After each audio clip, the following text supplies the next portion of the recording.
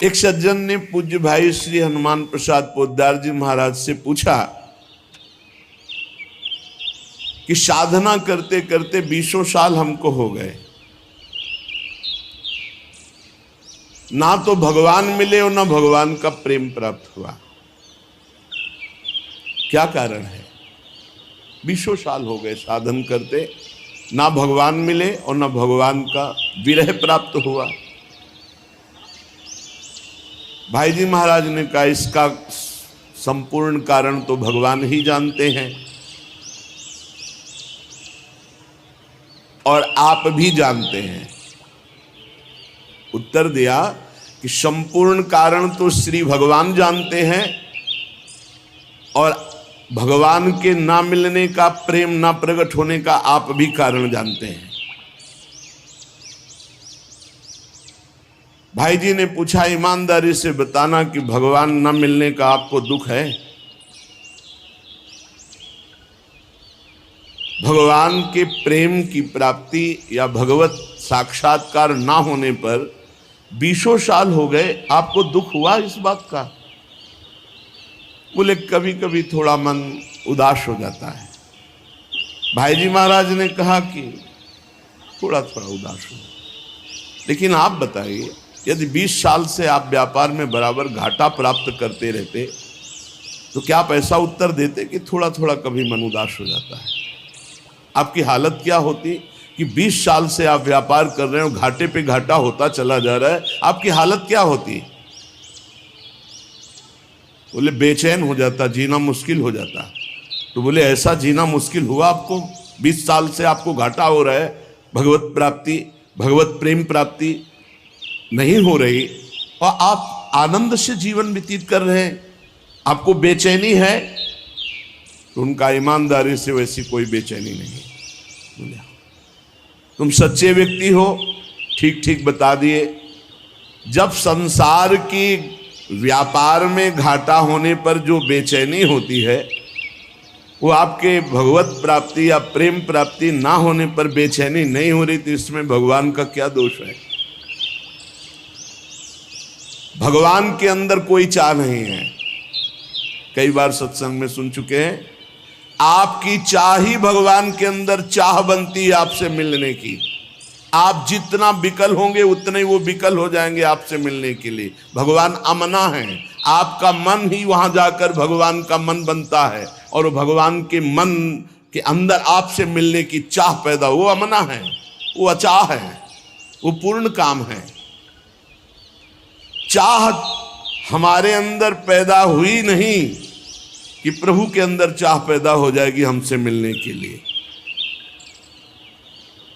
सज्जन ने कहा कि जो प्रश्न करता थे कि कई बार आपसे सुना है कि भगवत प्राप्ति बड़ी सरल है, भगवत प्राप्ति बड़ी सुलभ है, परंतु मुझे लगता है कि जिंदगी में अगर कोई कठिन काम है तो भगवत प्राप्ति है। तो भाई जी महाराज ने कहा भैया भगवान का मिलना बहुत सुलभ है। भगवान किसी कर्म के फल से नहीं मिलते कि ये कर्म किया तो इसका फल हुआ भगवत प्राप्ति। भगवान चाह से मिलते हैं, व्याकुलता से मिलते हैं, रुदन से मिलते हैं। ये सारे कर्म इसलिए कहे जाते हैं कि तुमसे पाप कर्म ना बने, और जब पवित्र हृदय होगा तो भगवत प्राप्ति के मिलन की चाह प्रकट हो जाएगी, रोना आ जाएगा। भगवान मिलते हैं रुदन से, चाह से, व्याकुलता से, लालसा से। संसार के जितने भोग पदार्थ, अवस्था, स्थितियां, प्राणी, ये सब कर्म से मिलते हैं। जैसा आप कर्म करोगे वैसा पदार्थ मिलेगा, वैसे व्यक्ति का संयोग मिलेगा, वैसे सुविधा मिलेगी, वैसे ही असुविधा मिलेगी, वैसे ही आपको तिरस्कार, अपमान, जैसा कर्म करोगे। लेकिन भगवत प्राप्ति कर्म का फल नहीं है। पूज्य भाई जी महाराज कह रहे भगवत प्राप्ति चाह का फल है। वो संत संग से, शास्त्र स्वाध्याय से, नाम जप से, भाई जी उसका भाव लिख रहे, नाम जप से, सत्संग से, शास्त्र स्वाध्याय से हमारे संसार की चाह हटे और भगवान की चाह प्रकट हो जाए। पक्का जिस दिन ऐसी चाह हो जाएगी अब जिया नहीं जा रहा, उसी दिन भगवान अनुभव में आ जाते हैं। नेत्रों के सामने आ जाते हैं, पक्का। संसार की प्रत्येक स्थिति, अवस्था, पद प्रतिष्ठा, इसमें कर्म है, इसमें कर्म है। आपका कर्म आपको स्थिति प्रदान करेगा, सांसारिक पद प्रतिष्ठा, लाभ, लौकिक, पारलौकिक। सांसारिक पद प्रतिष्ठा, धन संपत्ति केवल चाह से नहीं पूर्ति होती। धन की चाह, मन की चाह, मान की चाह, अधिकार की चाह, सब कर रहे हैं। मन की चाह, ये मिल जाए, वो मिल जाए। मिल रहा है क्या? मिलेगा उन्हीं को जो वैसे सुकृत वाले कर्म किए हैं। रात दिन सब चाह में ही फंसे हुए हैं, परंतु सबकी चाह नहीं पूर्ति होती। संसार की चाह से निराश होकर भगवान की चाह मात्र करने से भगवान की प्राप्ति हो जाती है। कठोर परिश्रम कर लो धन की चाह पूर्ति करने के लिए, कठोर परिश्रम कर लो, पर पूर्व सुकृत नहीं तो तुम धनवान नहीं बन सकते हो। लेकिन थोड़ा सा प्रयत्न करो भगवान नाम जप करके भगवान की प्राप्ति के लिए, ईमानदारी से बुरे कर्मों का त्याग, अभी आनंद की अनुभूति, अभी विकलता जागृत हो जाए भगवान से।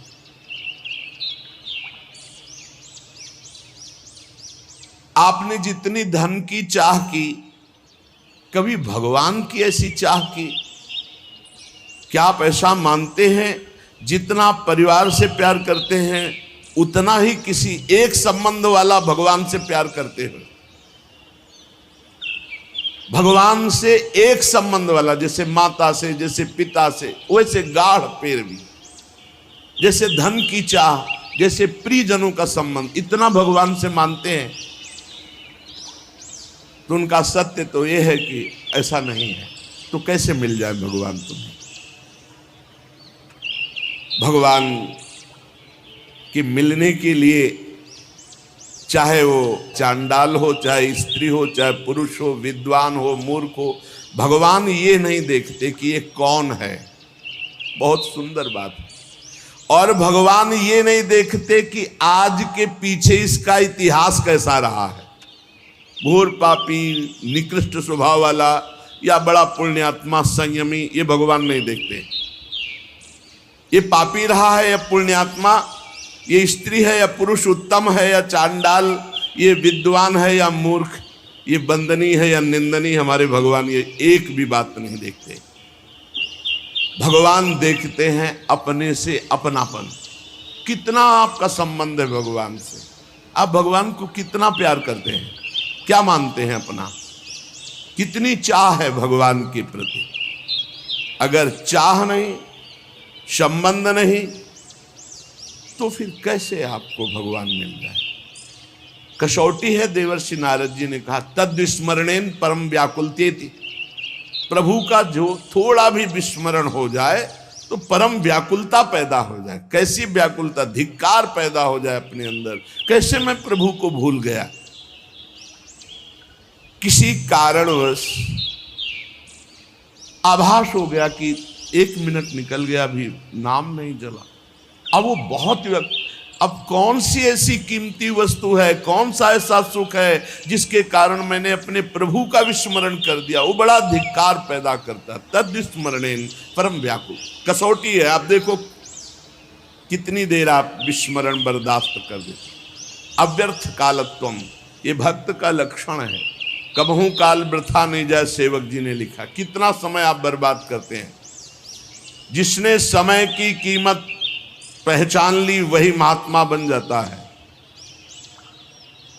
कुछ लोग तो समय काटते हैं व्यर्थ के कार्यों में, मोबाइल में गेम, संसारिक वार्ता, ताश, ये वो। अरे भाई, हमारा समय इतना कीमती, हम उसे ऐसे झूठे कार्यों में नष्ट कर रहे हैं। यदि आप भगवत प्रेम चाहते हैं, भगवान का भजन चाहते हैं, भगवान से मिलना चाहते हैं, तो इसके लिए एक ही बात है, छटपटाहट, व्याकुलता आपके मन में होनी चाहिए। अगर नहीं होती है, आप भगवान को नहीं चाहते हैं, भगवान के लिए रुदन हृदय से नहीं करते हैं, तो सीधी बात है आपको भगवान नहीं मिलेगा। क्योंकि भगवान चाह, जिसके हृदय में व्याकुलता, उससे भगवान मिलते हैं। अगर व्याकुलता नहीं तो इसका साफ साफ अर्थ है आप कहीं सुखी हो रहे हैं, कहीं राजी हो रहे हैं, तो भगवान क्यों आवे? भगवान से मिलन की चाह पैदा करना है साधना। भगवान चाह से मिलते हैं। भगवान के मिलने की एक ही मात्र उपाय वृत्ति है व्याकुलता, रुदन, लालसा इतनी प्रबल अब जिया ना जाए। कैसी लालसा? जैसे आपको यमुना जी ले जाया जाए और डुबकी लगवा दी जाए और ऊपर से चढ़ाकर ताकत पूर्वक आपको दबा दिया जाए, फिर जो आधा पौन मिनट के बाद आपकी सांस लेने की जो व्याकुलता है कि अगर आप सांस न मिली तो प्राण निकल गए, वही व्याकुलता चाहिए हरि दर्शन के लिए। अगर अब हरि नहीं मिले तो अब जिया नहीं जाएगा। तो उसी तासा महावीर, उसी समय भगवान का साक्षात्कार हो जाता है। भगवान को प्राप्त करने की अनन्य उत्कट चाह जिसके मन में पैदा हो जाए, उसके लिए किसी विधि विधान की आवश्यकता नहीं है। जैसे शास्त्रों में वर्णन आया है, संतों ने कहा इतना लाख जप करो तो भगवान का दर्शन हो जाएगा। ये शास्त्रीय बातें ठीक है भाई जी महाराज के, लेकिन इतने लाख संख्या में भगवान को खरीद लोगे, ऐसी बात नहीं है। भगवान संख्या से नहीं मिलने वाले, भगवान संख्या से नहीं खरीदे जा सकते, तपस्या से नहीं खरीदे जा सकते, व्रत से नहीं खरीदे जा सकते, संयम नियम से नहीं खरीदे जा सकते। भगवान किसी क्रिया के फल रूप नहीं है। भगवान को कोई बांध नहीं सकता इन नियम, संयम, व्रत, उपवास, तपस्या। आज तक अगर कहीं कोई बांधा है तो प्रेमाधीन, भगवान प्रेम के अधीन बंधे हैं। भगवान मोल में खरीदे नहीं जा सकते। जब भजन करते करते हमारे अंदर चाह पैदा होती, रुदन पैदा होता है, उसी रुदन, उसी चाह, उसी व्याकुलता से भगवान व्याकुल हो जाते हैं और व्याकुल होकर उसे दर्शन देते हैं। प्रेम की चाह, भगवान के मिलन की चाह जब तीव्रतर से तीव्रतम अनन्य हो जाएगी, जहां दूसरी चाह नहीं, जहां दूसरी किसी व्यक्ति से प्रियता नहीं, सारा संसार उसके लिए शून्य में दिखाई दे रहा है, एकमात्र भगवान। बस भगवान की प्राप्ति की यही शुभ वेला है। देश काल पात्र के भेदभाव की कोई आवश्यकता नहीं। पात्र कौन है, देश कौन है, समय क्या है, इसका विचार भगवान नहीं करते। भगवान सार्वदेशिक, सार्वकालिक, सबके हैं। कब, कहां, कैसे, किसको मिल जाए, ये कोई निश्चय नहीं। भगवान की चाह अत्यंत आवश्यक है। साधक की साधना केवल चाह पैदा करने के लिए है। जितने भी जप है, स्वाध्याय है, सेवा है, तपस्या है, काम क्रोध आदि लोभ आदि पर विजय प्राप्त करना तप है, इन सब का फल है अपने इष्ट देव के लिए एकांत में रुदन प्रारंभ हो जाना। एकांत में बैठ के रो रहा है, अपने कपोल को हाथ की हथेली पर रखे हुए बैठे शोक मग्न है। हे प्रभु कब मिलोगे, हे। ये कितनी दुर्लभ बात है। यही निष्काम भक्ति से प्राप्त होता है। भगवान को प्राप्त करना है तो गोस्वामी जी के दोहा जो लिखे, बहुत जोर की भाई जिसकी बड़ाई कर रहे हैं। जाहि न चाही कबहु कछु, तुम सन सहज सनेहु, बसहु निरंतरता सुर सोराउर निज गेहू। भगवान का अपना घर कौन सा घर है? थोड़े दिनों के लिए आकर चले जाने वाला घर नहीं होता। घर कौन जिसमें स्थायी बसा जाता है। भगवान मेहमान बनकर नहीं आते भक्त के हृदय में।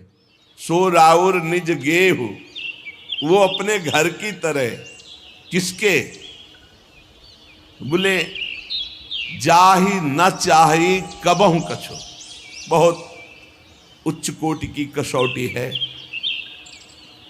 निरंतर आपके हृदय में भगवत दर्शन होंगे।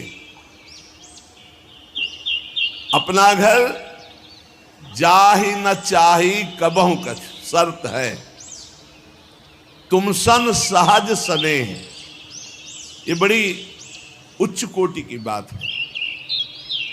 ये आधा दोहा बहुत उच्च कोटि की अवस्था है। जाहि न चाही कबहु कछु और तुम सन सहज स्नेह। बस इतनी बात पूरी साधनाओं की है, जितने भी मार्ग हैं। ये आधा दोहा जीवन में उतर जाए तो आगे की बात गारंटी, भगवान कभी एक मिनट आपके हृदय से नहीं जाएंगे। जाहि न चाही कबहु कछु, बहुत बड़ी बात।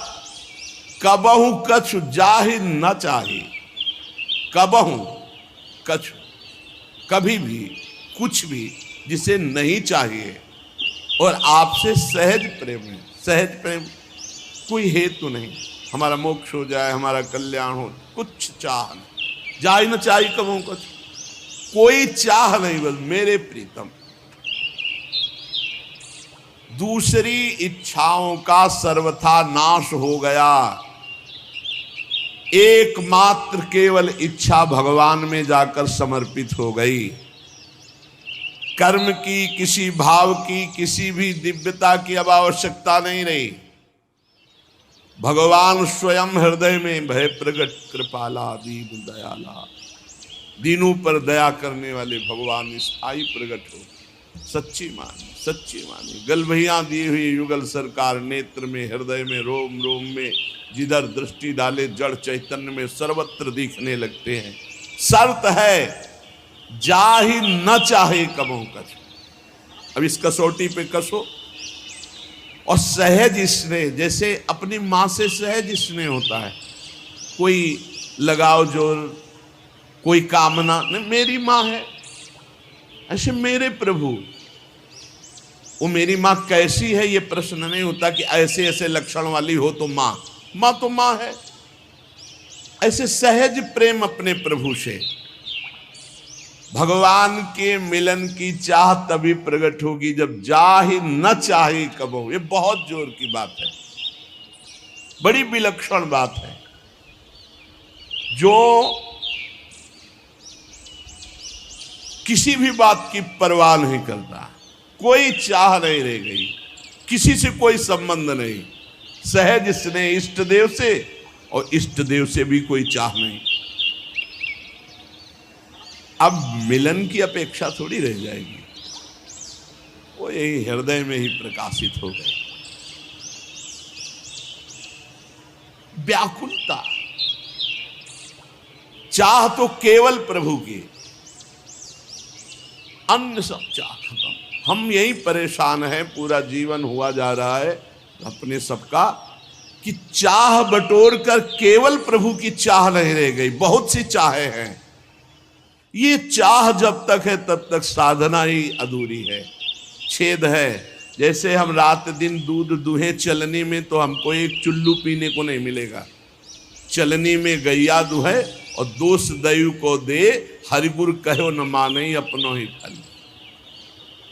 हरि गुरु कह रहे हैं कि अन्य चाह चलनी में गाय दुहना है, अन्य चाह बनी रही तो भगवत साक्षात्कार की चाह नहीं आएगी। इसलिए अन्य चाह को मिटाना ही साधना है। साध माने चाह, ना माने नहीं, कोई चाह ही नहीं, कोई साध ही। बोले भगवान ने हमारी साध पूरी कर दी। साध माने चाह, साधना, चाहना, यही साधना है। चाह ना रह जाए। आशा ही परमम दुखम, नैरास्यम परमम सुखम। आशा केवल आशास्य दास्यम वृषभानुजाया। कई बार सत्संग में सुनाया, देखो चाह से केवल भगवत प्राप्ति। यही मथुरा के ब्राह्मण यज्ञ कर रहे, बड़े याज्ञिक विद्वान, गायत्री अनुष्ठान करने वाले, बड़े धर्मात्मा, शास्त्रीय पद्धति से चलने वाले, तो क्या भगवान से मिल जाएंगे क्या? इन सबसे भगवान नहीं मिलते। व्रतांसि यज्ञ छंदांसि तीर्था नियमा यमा। अगर सत्संग मिल गया भगवत प्रेमी का तो भगवान मिल जाए। यथा वरुंदेत सत्संगा सर्वसंगो पहोय माम। मथुरा से पुष्प चयन करके मालिनी जाती वृंदावन से मथुरा, और वहां ब्राह्मण पत्नियों को देती और बताती, आज नंद के लाला ने ऐसी पोशाक धारण की थी, आज ऐसे सुंदर रूप से, आज ये लीला की, रोज नवीन नवीन शोभा, नवीन नवीन लीला। उनके हृदय में सुन सुन के चाह पैदा हो गई। ये बड़ी जोर की, कोई साधना नहीं थी, सब साधना ब्राह्मणों में थी। देखो, सुन सुन के चाह पैदा हो गई। इसीलिए भगवान कहते, जैसा मैं सत्संग से, वैसा मैं किसी अन्य साधन से नहीं। सत्संग से मैं बहुत जल्दी पकड़ में आ जाता हूं, क्योंकि चाह पैदा हो जाती है, सुनने मात्र से चाह। अब उनके हृदय में एक पीड़ा पैदा हुई, मैं कब देखूं, मैं कब नंदनंदन को देखूं। ये ब्राह्मण लोग ऐसे नियमनिष्ठ है कि इनको यज्ञ से फुर्सत नहीं है, और अगर हम कहें भी तो शायद इनका भाव ना बने, हम उत्तम कुल के ब्रह्म ऋषि, हम भाई वहां कैसे जाएं, वो कैसे दर्शन, क्योंकि वो जानती थी स्वभाव। अब बड़ा विचित्र अंदर पीड़ा पैदा हुई कि मुझे श्याम सुंदर के दर्शन करने हैं, और हमारे श्याम सुंदर कृपा करके दर्शन दे तो हो सकते, अन्यथा कोई उपाय नहीं। क्योंकि हम पातिव्रत धर्म धारण किए हुए अपने पति के विरुद्ध नहीं चल सकती, और पति कभी हमको लेकर के वृंदावन जा करके, नंदगांव जाकर लालजू के दर्शन नहीं करा सकते।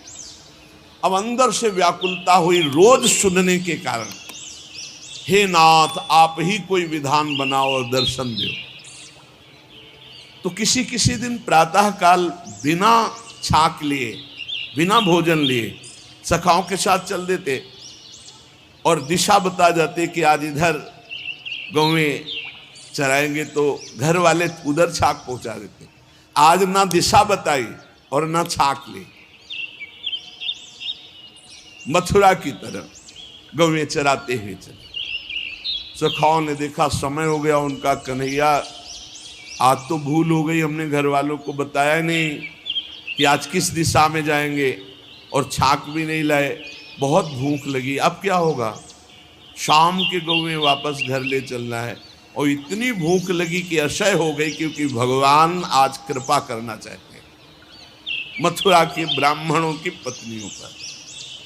भगवान ने कहा, सुनो, हमने सुना है पास में ही ब्राह्मण ब्रह्म ऋषि जन यज्ञ कर रहे हैं मथुरा के, यज्ञ भोक्ता भगवान श्री हरि को प्रसन्न करने के लिए, जाओ तुम मांगो जा करके उनसे। बोले प्रभु हमको वो देंगे? बोले कह देना कृष्ण बलराम आए हुए हैं, उनको भूख लगी, थोड़ा सा अन्न दे दो। जाके तो देखो, साष्टांग प्रणाम करना, हाथ जोड़ के करना, ऐसी बात। वो गए, साष्टांग दंडवत की, महाराज श्री कृष्ण बलराम पधारे हुए हैं आज इधर, उनको भूख लगी, आप थोड़ा सा भोजन दे दो। वैदिक सिद्धांतों का पालन करने वालों ने जब देखा ये तो गौवें चराने वाले, ये यज्ञ भाग के अधिकारी थोड़ी कि इनको भोजन, बात ही नहीं की। बोले प्रभु कहाँ भेजा ऐसे निर्दयी हृदय वालों को कि वो एक बार हमसे बात भी नहीं किए, देखा भी नहीं। बोले देखो, निराश नहीं होना चाहिए, प्रयत्नशील बने रहना चाहिए, तभी सफलता प्राप्त होती है। जाओ उनकी पत्नियों से कहो। बोले प्रभु जब पति नहीं दिए तो पत्नी, बोले उनसे हमारा परिचय है, उनसे हमारा परिचय, वो अनन्य भाव से मेरा चिंतन करते हैं, जाओ। वो यज्ञशाला से पीछे से जाकर जहां उनकी पत्नियां साष्टांग दंडवत किया और कहा भगवान श्री कृष्ण बलराम पधारे हैं, और उनको भूख लगी। अरे अब तो अंदर की दबी हुई आग, कैसे श्री कृष्ण दर्शन मिले, अब तो प्रबल चाह, किसी की कोई परवाह नहीं। सहस्त्रों ब्राह्मण पत्नियां सुंदर सुंदर भोग थाल में सजाकर चल पड़ी। जिनको रोका उनके प्राण निकल गए और दिव्य देह से वहां पहुंच गए। भगवान ने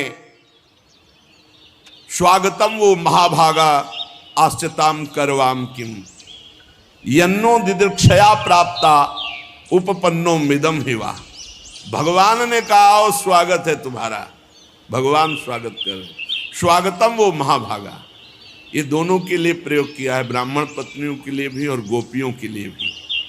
महाभाग्यवती देवियों तुम्हारा स्वागत है, आओ आओ। तुम लोग हमारे दर्शन की इच्छा से आई हो, तुम्हारे जैसे प्रेम पूर्ण हृदय वालों के योग्य ही है। भगवान सात सखाओं के साथ बैठ गए, महायज्ञ उनकी पत्नियां कर रही, साक्षात यज्ञ भोक्ता भगवान को पवा रही। भगवान पाए, आश्वासन दिया, जाओ आज के बाद कभी तुम्हारे ऊपर कोई दोष दृष्टि से नहीं देखेंगे तुम्हारे पति आदि, क्योंकि हमने स्वीकार कर लिया, आप सब तुम्हारी आराधना करेंगे, सब तुम्हारी वंदना करेंगे। उनको लगा था वापस जाएंगी तो शायद दोष दृष्टि करे ब्राह्मण जन। अब किसी भी भाव से सही भगवान ने उनका प्रसाद तो पाया ना। भले भाव नहीं था ब्राह्मणों के, लेकिन पत्नियां तो उन्हीं की थी। उनके हृदय का ज्ञान अंधकार मिटा। धिक जन्म नस्त्रिविध विद्याम धिग व्रतम धिग बहुज्ञताम धिक कुलम धिक क्रियादाक्षम विमुखाये त्वधोक्षजे। धिक्कार हमारी विद्या को, हमारे व्रत को, हमारी बहुज्ञता को, हमारे कुल को, हमारी इस यज्ञ क्रिया को जो मैंने स्वयं अधोक्षज भगवान से विमुक्ता की। ब्राह्मणों को अब ऐसा ज्ञान हो रहा है क्योंकि अब भगवत प्राप्त पत्नियों का दर्शन कर रहे हैं। कैसे दर्शन हुआ ब्राह्मण पत्नियों को? चाह मात्र से, कोई अन्य साधन नहीं, सुन सुन के चाह प्रकट हो गई। भगवान को पाने की इच्छा, इस प्रकार की इच्छा की उसमें कोई समझौता नहीं है। अब मिलना ही चाहिए प्रभु। प्राप्ति में विलंब असह्य, हमारी ऐसी स्थिति नहीं है। हम राजी हैं, खान पान विश्राम सुख सुविधा प्रणाम नमस्कार, इसीलिए वो बात नहीं बन रही। जैसे किसी का इकलौता पुत्र हो और वो भी बीमार होकर मरणासन हो, अब उसकी व्याकुलता, पूरे कुल का आंख का तारा वो भी मरने जा रहा, कैसा व्याकुल, उसको कितनी व्याकुलता होगी। पर यहां हमारे जीवन की शाम होती जा रही है, हम आए भगवत प्राप्ति के लिए, भगवत प्राप्ति हो नहीं रही। भगवत प्राप्ति से हम उदास हैं, भोगों में हम हर्षित हो रहे, कहां में सुख है।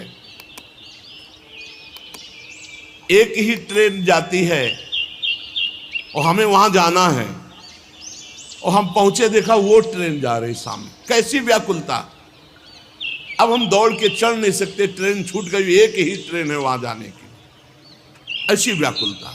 एक ही शरीर है जो भगवत प्राप्ति करा सकता मानव दे, और वो भी शाम होने जा रही, कब मृत्यु हो जाए कोई पता नहीं, और हम चैन से हैं। इसलिए भगवान से मिलन की चाह, जितने साधन है वे चाह पैदा करने के लिए है। ये चाह धीरे धीरे पैदा होती है। खूब नाम जप, सत्संग, भगवान के धाम आदि का वास, तीर्थ स्थानों में नाम जप करते हुए पवित्रता से भ्रमण, किसी की निंदा नहीं, किसी को दुख पहुंचाना नहीं। धीरे धीरे चाह पैदा होने लगती भगवान से, और फिर वो बढ़ने लगती है।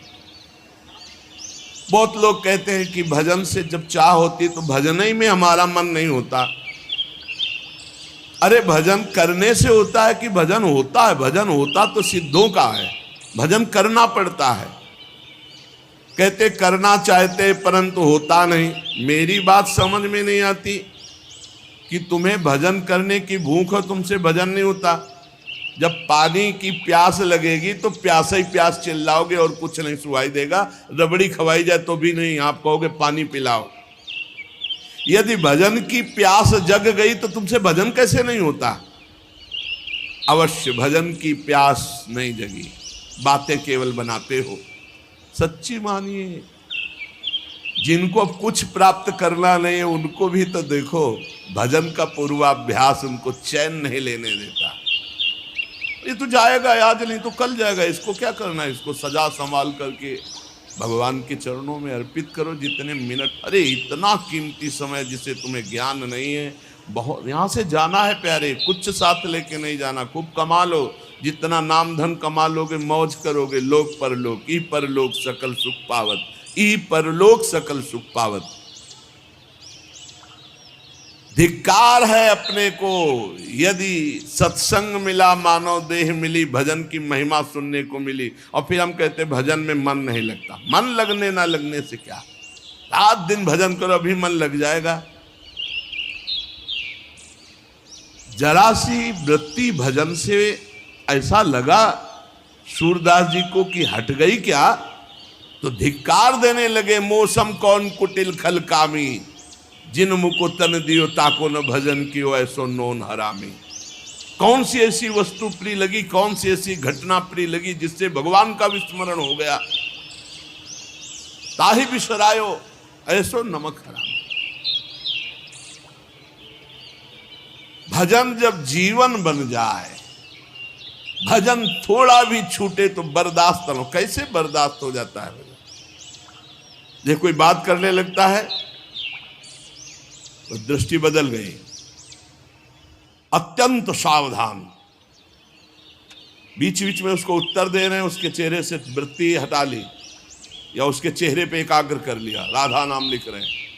एक सेकंड के लिए भी प्रभु से बिलग रहे ना, मानो मृत्यु, जैसे मृत्यु से भय, ऐसे विस्मरण से भय। अभ्यास तो कीजिए, अरे दिव्यता ही दिव्यता, आप में आप भगवान के अंश हैं। पहले भजन किया जाता है फिर भजन होता है। नित्य कर्म का जो नियम दिया जाता है वो भजन में प्रवेश पाने के लिए। ये जो समय देखते रहते हैं कि अच्छा 2 घंटा भजन, अभी तो बस 2 घंटा हुआ है, बस खत्म, अब टीवी देखो खूब करो, 2 घंटा अपने नियम हो गए, चलो बाहर चलते हैं, अखबार देखते हैं, गप लड़ाते हैं। हम इन ऐसे लोगों की बातें नहीं कर रहे, भाई जी महाराज कह रहे हैं, हम उनकी बातें कर रहे हैं जो भगवान की प्राप्ति करना चाहते। जबरदस्ती हर समय, लाख लोग, इसका कोई संख्या का मतलब नहीं, हर सब। यही बात गुरुदेव ने बचपन में डाल दी, बलिहारी गुरुदेव की, जो और कोई सूत्र ही दिमाग में, पूरे जीवन में जहां कहीं भी हुआ तो सब बातें सुननी, पर गुरुदेव की बात याद रखते थे कि कोई भी श्वास खाली न जाए, हर समय भजन करना। बच्चा जब छोटे थे जगा के 2 बजे रात्रि, उन्हीं का जगाने का नियम, उन्हीं के जगाने की अभ्यास वृत्ति। 2 बजे रात उठ रे, तखत के नीचे ऐसे चटाई में सोते और ऐसे कुटिया में वहाँ बैठते, उठ रे, देख 2 बज गए, किसान लोग बैल लेकर के हल जोतने जा रहे, तुम बाबा जी बनने निकले, अभी पढ़े हो, बैठ, पहले भजन करवाते, फिर चलो स्नान आदि। बहुत अहोभाग्य जो ऐसे भजनानंदी गुरुदेव मिले, भजन प्रधान जीवन। किसी ने कहा लाख नाम जप करो तुम्हारा काम हो जाएगा, तो ये तुम्हें लगाने के लिए कहा जा रहा है। जरूरी नहीं कि तुम लाख नाम जप किए बस बंद कर दिए, हर श्वास हर क्षण, तभी आप भगवत प्राप्ति। बात समझना, 1 लाख नाम जप कर लिया और समय बर्बाद किया, शेष तुम्हारी दुर्गति तो नहीं होगी, लेकिन जो प्रेम, जो भगवत साक्षात्कार, जो दिव्यता, वो नहीं आएगी आप में।